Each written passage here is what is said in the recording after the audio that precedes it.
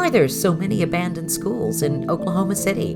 The Maps for Kids program was founded under the principle to further our community development and education for future generations.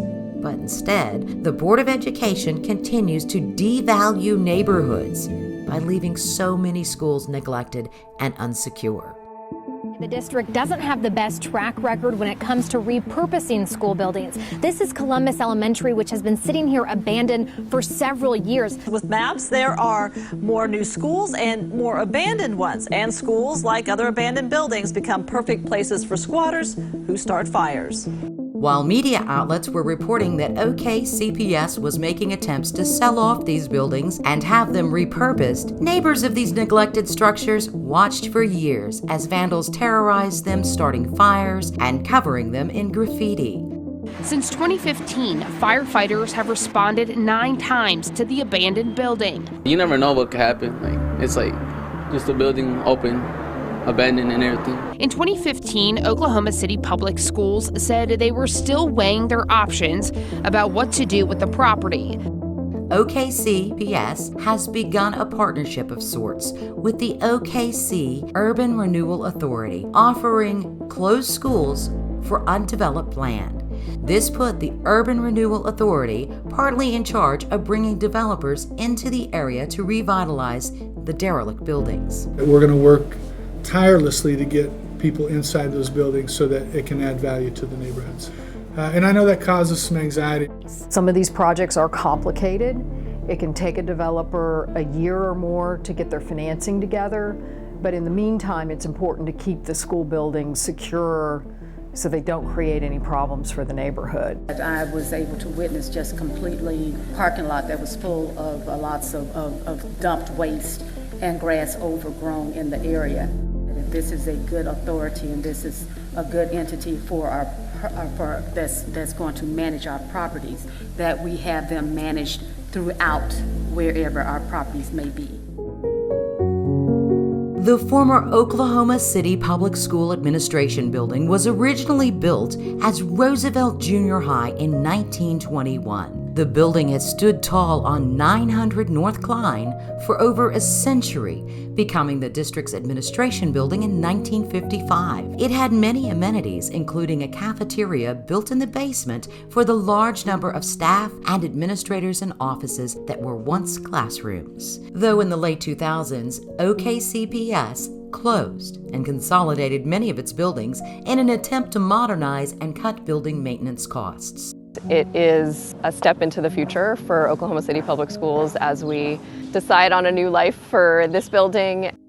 Some of these schools that fell victim included Marcus Garvey, Columbus Elementary, Creston Hills, Madison Elementary, Jefferson Davis, John Marshall, and they announced the closure of 15 more schools at the end of the 2019 school year. Those who live near the schools on the chopping block are now worried the empty buildings will have a negative impact on their neighborhoods.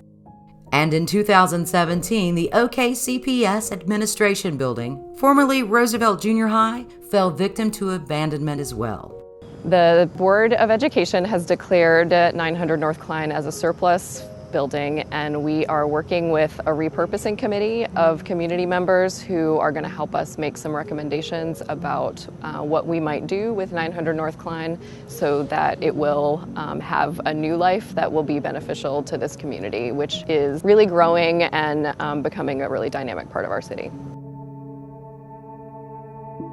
In 2019, $1 million deal was made with Carpathia, a partnership between the Ross Group and Nelson and Stowe Development of Tulsa, to turn the OKCPS administration property into a hotel, brewery, and mix of retail and restaurants. I have experience of over 20 developments in Oklahoma, and a vast majority of being the historical renovations.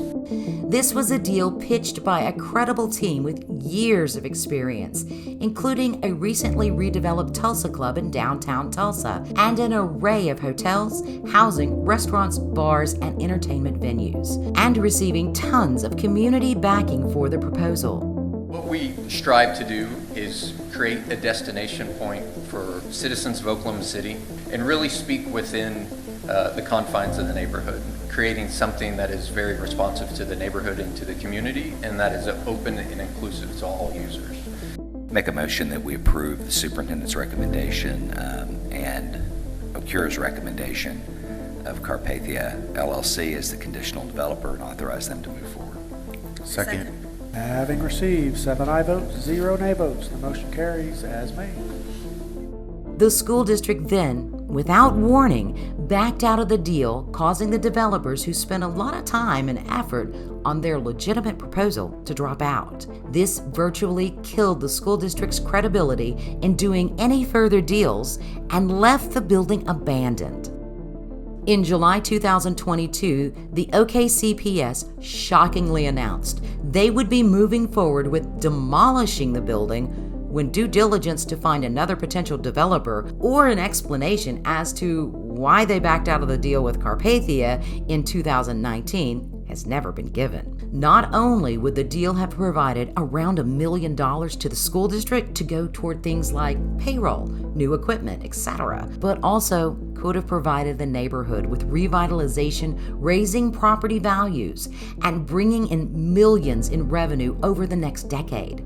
Instead, now the board plans to use taxpayer funds to demolish the building, concerning many that a deal has already been made with a developer that hopes to save money and buy the land only after the building is demolished, which, given the volume and the infrastructure of the building, it will easily cost between $500,000 to $1 million, if not more. Because the Oklahoma City Board killed the deal for an unknown reason, they had to use taxpayer funds to reimburse the developer's request for proposal. The district agreed to reimburse the redevelopment authority for our out-of-pocket expenses not to exceed $125,000.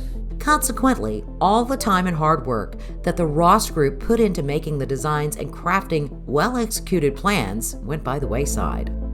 There is more time to save this beautiful structure and help continue the growth of downtown Oklahoma City.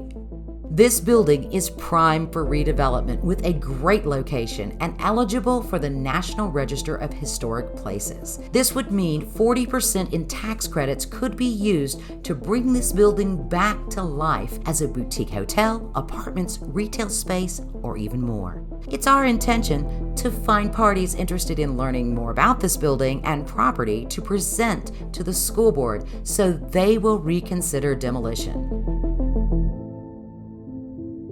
Maybe now is the time to rethink that boutique hotel plan from 2019. If you want to see this demolition stopped, please reach out to the Oklahoma City Board of Education and voice your concerns. Emails and phone numbers of the board members are listed below in the description. If you're a developer that would like to know more, please contact us at board@abandonedatlas.com. Just because a building is abandoned, it doesn't mean that's the end of the story.